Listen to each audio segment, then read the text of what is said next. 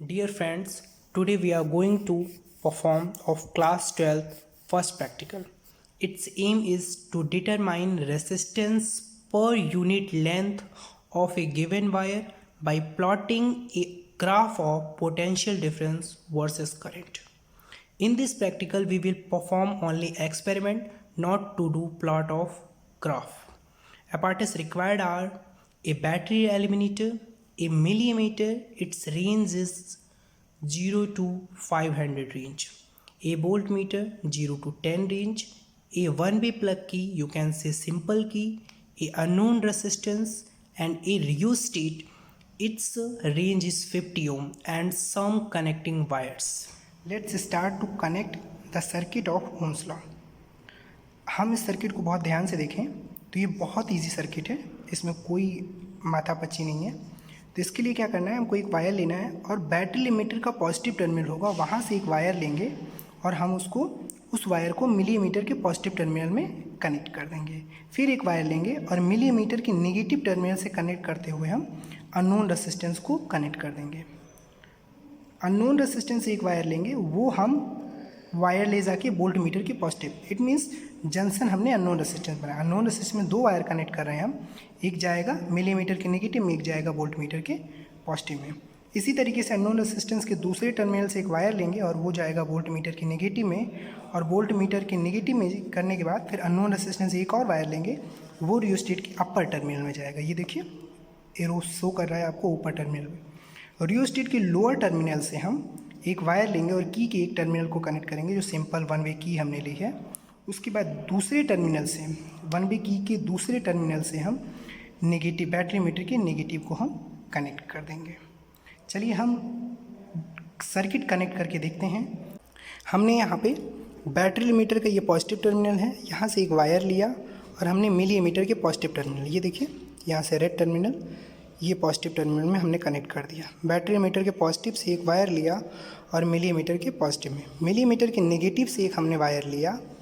आप सर्किट को ध्यान से देखते रहिए, आपको बहुत इजी पड़ेगा। नेगेटिव से एक वायर लिया और अननोन रेसिस्टेंस जो हमने लिया था वहाँ पर हमने कनेक्ट कर दिया। वहीं से एक और वायर लिया हमने और वोल्ट मीटर को हमने पैरेलल कनेक्ट किया, वोल्ट मीटर के पॉजिटिव से कनेक्ट कर दिया।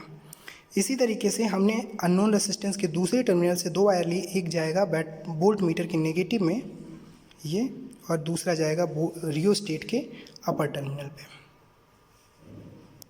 देखिए ये गया नॉन, ये रियोस्टेट के अपर टर्मिनल में।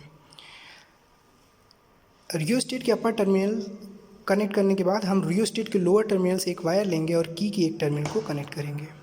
उसके बाद की के दूसरे टर्मिनल से हम एक वायर लेंगे और वो हम बैटरी मीटर के नेगेटिव टर्मिनल को कनेक्ट करेंगे। इस तरीके से हमारी ओम्स लॉ की सर्किट कनेक्ट होगी। बहुत इजी है, याद रखिएगा। यहाँ पर जो हमने रियोस्टेट लिया है वो आपका 50 ओम का है और आपका मिलीमीटर 0 to 500 रेंज का है और वोल्ट मीटर 0 to 10 रेंज का है। चलिए हम स्टार्ट करते हैं फर्स्ट रीडिंग लेना। यहाँ पर हमने बैटरी मीटर को 2 वोल्ट पर फिक्स कर लिया, क्योंकि मुझे 2 ही रीडिंग लेनी है। अगर आप ज़्यादा लेना चाहते हैं तो 4 पर कर सकते हैं, 6 पर कर सकते हैं। मैं यहाँ पर 1 वोल्ट और 2 वोल्ट पर आपको रीडिंग लेके दिखाने वाला हूँ, उसके आगे भी मैं आपको करके दिखाऊंगा। चलिए, तो हमने यहाँ पर 0 पे 0 लिख लिया है, देख सकते हैं आप। तो मैं यहाँ से पहले नोट कर देता हूँ 0 पे 0। वोल्ट मीटर में आपकी जो रीडिंग आई वो कितना हमने लिया करंट 0, और एमीटर में कितना मिला 0 फर्स्ट रीडिंग। सेकेंड रीडिंग ले क्या करेंगे, हम रियोस्टेट को एडजस्ट करने की कोशिश करेंगे। रियोस्टेट को एडजस्ट करेंगे धीरे धीरे, और हम यहाँ पर, मैं इसको थोड़ा आगे रख लेता हूँ जिससे आपको कैमरे में अच्छा दिखे। धीरे धीरे धीरे धीरे हम रियोस्टेट को मूव करते जाएंगे और आप यहाँ पर देखोगे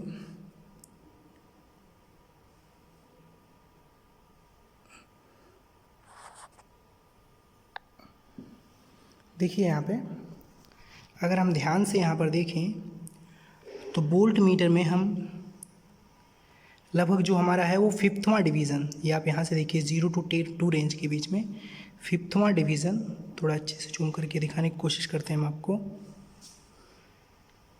5वां डिवीज़न आपका कॉन्साइड हो रहा है, तो इसका मतलब 0 to 10 रेंज, ये देखिए 0 to 10 है, इट मीन्स ये 0 to 2 5वां डिवीज़न कौन सा होगा, 1 डिवीज़न। अगर हम इसका लीस्ट काउंट निकालें तो 0 to 2/10 तो होगा 0.2, it means 1 division is equal to 0.2, तो fifth division it means 1 volt. 1 volt पे जब हमने करंट रखा तो हमारा कितना आया वो हम नोट करने की कोशिश करते हैं। यहाँ पर एग्जैक्ट 50 मिली एम्पियर, 1 वोल्ट पे एग्जैक्ट 50 मिली एम्पियर, हम इसको नोट कर लेते हैं। चलिए 1 पे हमने 50 नोट कर लिया है। हम दूसरी रीडिंग के लिए चलते हैं और हम इसी तरीके से हम रियोस्टेट को थोड़ा सा एडजस्ट करेंगे और हम दूसरी रीडिंग के लिए आगे बढ़ेंगे। देखिए आप ध्यान सकते हैं कि यहाँ से ये मूव करना स्टार्ट हो गया है।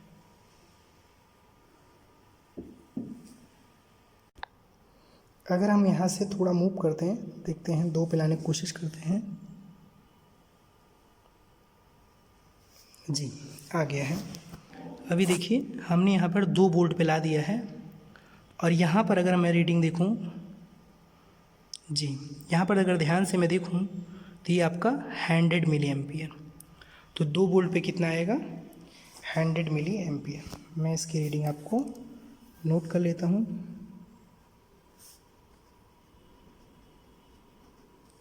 इसी तरीके से हम करंट को सेट करके यहाँ पर करंट आपको सेट कर लेना है। आपको यहाँ पर